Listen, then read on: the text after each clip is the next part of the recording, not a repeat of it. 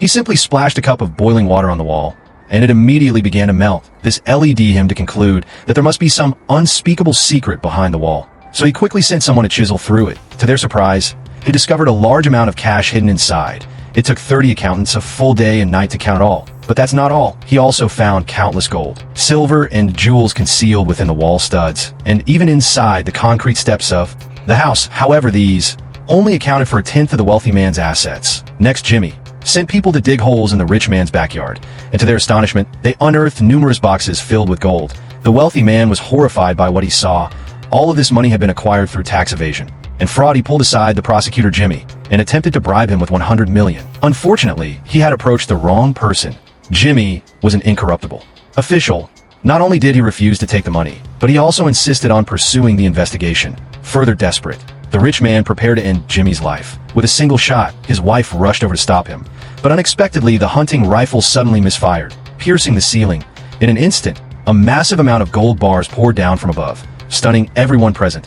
However, Jimmy believed that the wealthy man's assets far exceeded this amount, so he fired a few more shots at the ceiling, and suddenly, the entire room was showered with a golden rain.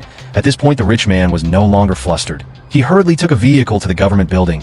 Nearly every official here had taken his dirty money, so he was sure they would help him through this crisis. Since the incident had caused such a commotion, even the prime minister was alarmed.